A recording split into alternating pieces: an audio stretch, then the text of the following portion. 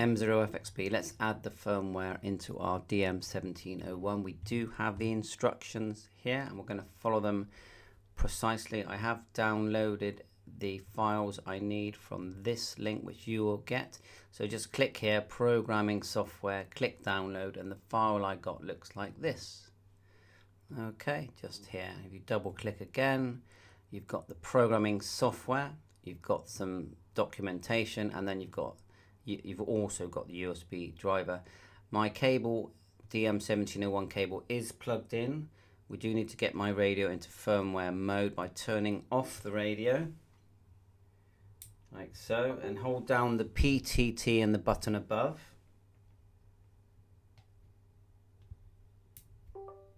And when it's in firmware mode, the top LED flashes green and red.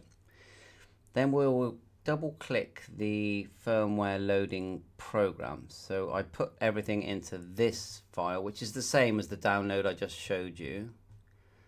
So let's just double click this here on the left. Actually, we'll right click and go device manager. So the Windows logo here at the bottom, right click, device manager, and you should be seeing, we double click ports, double click USB, it should say something like DFU mode. There it is there, STM device in DFU mode. So fingers crossed that's fine. And it's not a UV5R cable, it's not a Retivis cable. You need the cable specific for this radio, and they're not expensive. Best to buy one when you get the radio. So these are the instructions. It says open the file upgrade. So we're gonna do that first by double clicking that file again. Double click here. We've already loaded the USB driver, but if you need to load it, just double click here and just run it. Yeah, just double click 64 and run your driver. Reboot the computer to be on the safe side. We'll double click, and then this time we're going to go to CPS and firmware upgrade, and we're going to run the tool, the sort of tool that we use for uploading firmware. So we'll run that. Just go next. Hopefully it will create a desktop or open the file. Let's find that. So it puts see these yellow blocks here just on the right? It puts them, and that's the program. So we double click those programs, and we're going to exactly follow what it says here. It says use a program, install the firmware program with the file. Okay, connect the radio. Yes, we're in firmware mode. We've done that. Click open upgrade file. So we've put that in my folder. So we go desktop, and it's in my folder up here that I call DM. Double click, and we're looking for the right firmware. Double click firmware, and we want the bin file. So it's about choosing the one that we want. Only for Radioddity, so fingers crossed it's going to work. They all look the same to me. So I'm just going to take a chance and double click one of them, and then scroll down, click download the upgrade. And mine is a Baofeng, not Radioddity, but we are chancing our luck. So the radio's flashing, something's happening, and then we'll go on to, we'll have a quick look at the radio just now, briefly, because I don't know how to use it, apart from using OpenGD77. There it goes there. And if it's all scrambled, it's not a problem, because I'll just reload the OpenGD77 firmware, or I'll do some homework from Baofeng. I'll find the correct file to load. I know how to load it, and I'll just do it all again. Luckily, this radio was £50 delivered, including the OpenGD77 firmware, which is, in my opinion, is better than using the original stock firmware. But saying that, there is an appeal to the original firmware as well. So I thought, well, I'm just going to make lots of videos using both.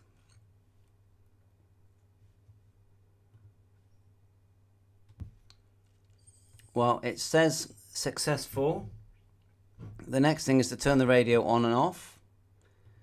We'll get it right in the middle so we can all laugh at me now if it's not working properly.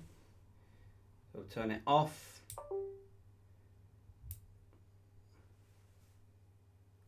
then on. It wants a password, which I don't know what that is.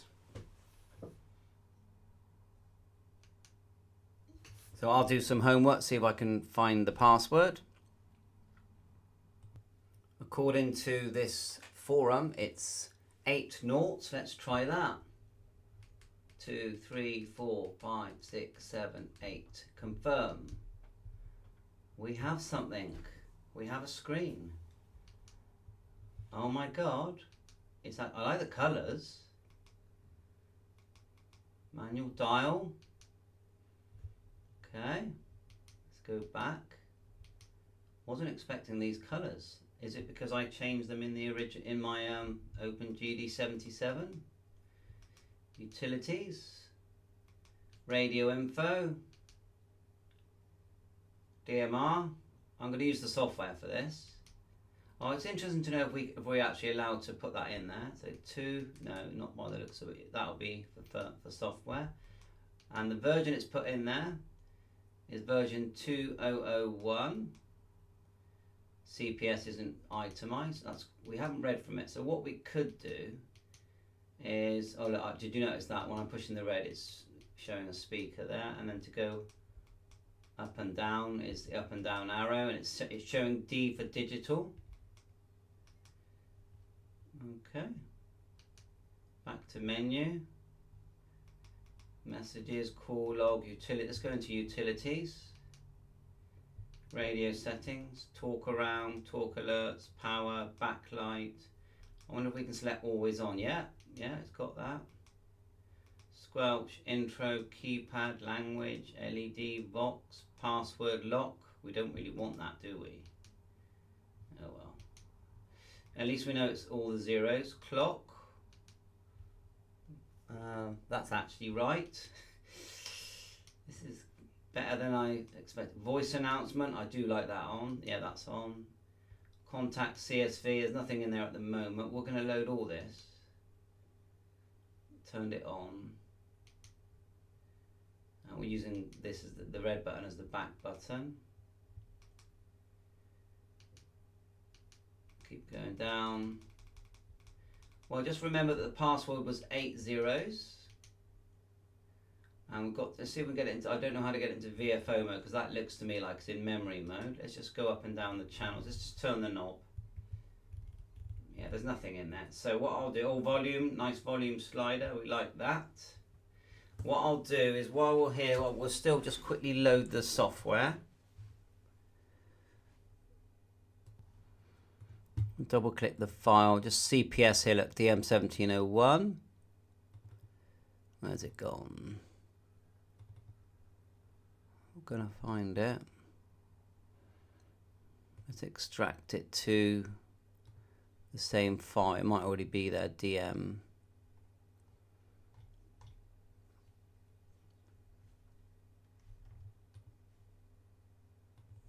Okay, we might already actually have it loaded, but let's load it up because it's the Radiology one. It says it's already there. I think I will uninstall it and reinstall because I want to make sure it's the same one as Radiology. So I'm just going to click yes. It will uninstall the one I've got. Click OK, then double click it again. Yes. I'm going to go next, next, next, next. I'm going to plug in my hotspot and we're going to see if we can actually hear something. So that's the CPS loaded. Click the Windows bar here and try and find the CPS shortcut, which I have found here, CPS DM-1701. Let's see if it reads the radio. Read data. Click OK. Right, it thinks the USB is not connected, so keep trying. Okay, I just had to plug the cable and plug it back, unplug it and plug it back in. So it's read the radio. Of course, maybe nothing on it at the moment. It is asking for passwords, so we'll have to work out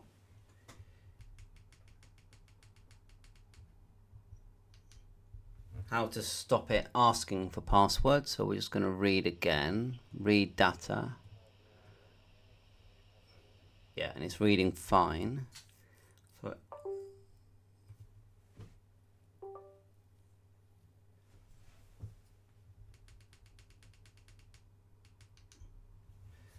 So let's go to basic information. Hopefully we can find the setting to stop it asking for password.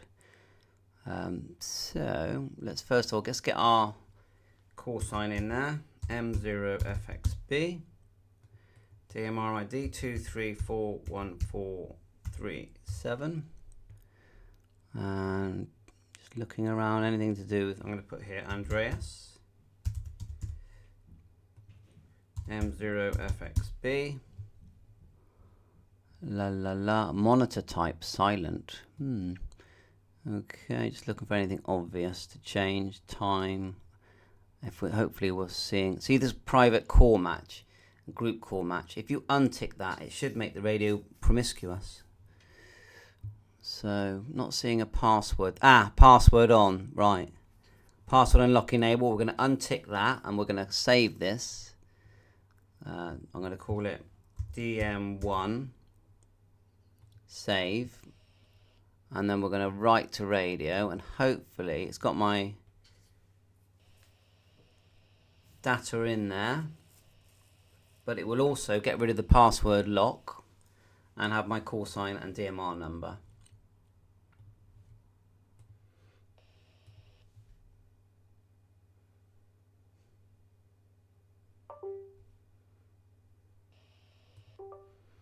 Click OK. Yeah, it's not asked for password, so we'll just quickly create a channel. We'll do zone. Call zone number 1 my channels. We'll add just any random channel in. Oh, it's already got one in there. Let's just add one here. So will it let me do that? Looks like the channels are already in there, so we have to, if we want to get rid of all these odd channels, just click delete, leave one in there, but these are the channels that are in there, so you're taking them out of the bucket, I call it. So in that zone there's only one channel on the A and the B band for now, and then what we'll do, we'll create a channel. So we need a contact. Now you can do this in bulk, I'm just doing a very quick thing here. So contact number 1, we're just going to change that to 91.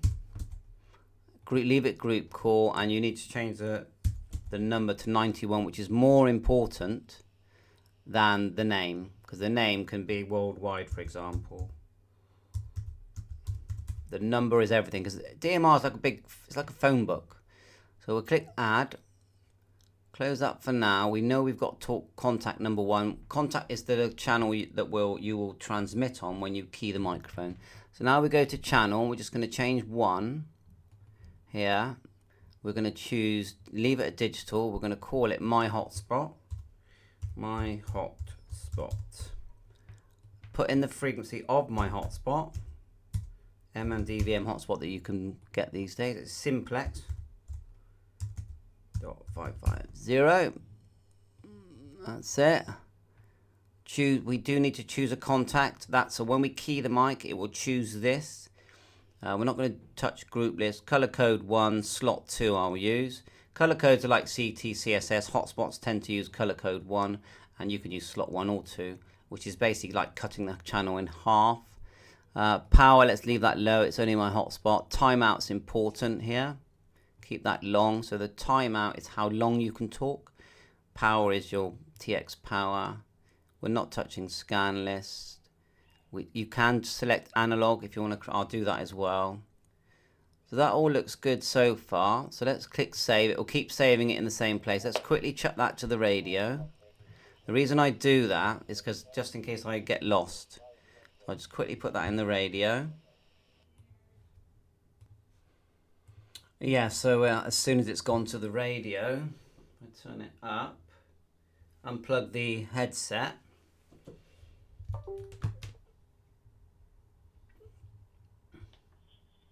Kilo Bravo 0, Romeo Oscar Tango. Kilo Bravo 0, Romeo Oscar Tango. Do you copy Radio Brazil? So you can see we haven't loaded the contact list yet, so it doesn't know who's talking. But I think we're going to save all that for a separate video. But it actually looks... Thank you, Oscar Kilo Delta Micro Belgium. the radio looks really nice. I want to learn how we can customize the colors. The colors are really good anyway. They look better in real life. And I'll do a short version of loading the firmware. But overall, completely happy with that. Should we quickly add my local... Let's add my local repeater. So we'll just double click here, create another channel. So as you on the left, we double click the D44 here. We'll click analog. We'll call it GB3WR. And we'll put in the frequency output 145.600. And the input is 145. Actually, we'll put in my hubnet node as well. 000, but one thing at a time. Timeout. And deal. Timeout. I always just do that really high. Power, yeah, higher for my local repeater. You can hear DMR going well there. So that's fine. So what we'll do, we'll put it into my channels. So what you do is you click my channels on the left in that zone. Remember, zones are buckets of channels.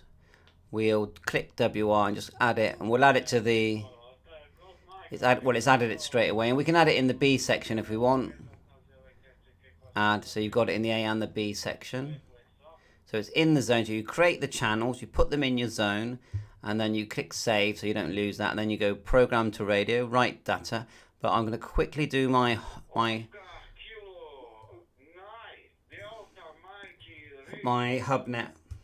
node. Sounding great. Hubnet 434.550.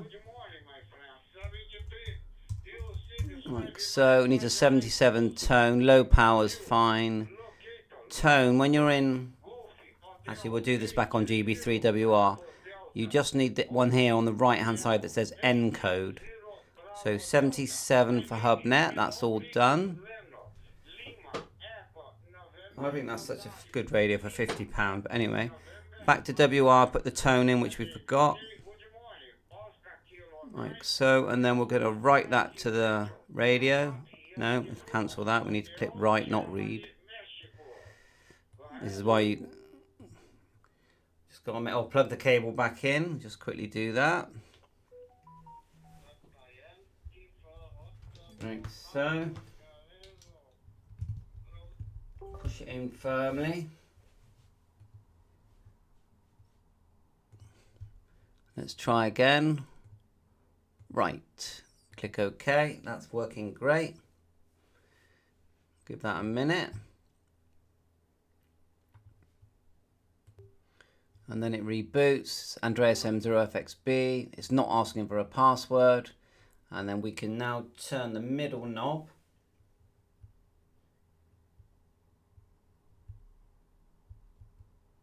There's WR. It's still picking up my DMR hotspot. I'm not really sure why, but it is. Now I can see there we didn't put our... I know I've made this radio way too big, so you can't see what I'm actually doing. Let's go back to the co-plug. Click OK. Sorry the radio was in the way. Let's go to the different channels. So the zone is hotspot. The channel for GB3WR, these were the settings, look. Analog, GB3WR, 145.600, and the tone is down here. And the power and the timeout. Now hubnet, now if we go back to zone, at the top here it says zone. Remember, zones are buckets of channels. Double click my channels, and just we need to put hubnet in there, add, and there, add. So any channel you create is on the left here. Then you add them into the bucket, which is your zone, and you can have as many buckets as you like. You know, speaking relatively, there probably is a limit, or there will be a limit. Then you go write data to radio. like so. Click OK and we will save. Go save at the top. We change the channel to HubNet. It looks like the radio is in promiscuous type mode. So it's actually receiving my DMR and everything else at the same time. My name is Howard, Hotel Oscar Whiskey Alpha Romeo. So that's HubNet analog. And I'm in Wisby, Essex. So it's a beautiful blue sky today and the sun's shining. Probably about 10 Celsius. And I'm running, well, I've got a Baofeng radio on linking into my micronode. Anyway, you're okay there, Scott? Yeah, I think the reason it was receiving the other is because I've got it on dual receive, because it will receive, you know, it will monitor two at the same time. But I'm very, very happy. This as a radio without GD77 is still a very good radio. And I'll do some shorter videos loading that firmware. Thanks for watching my YouTube channel. All the links will be in the description. 7.3 and bye for now.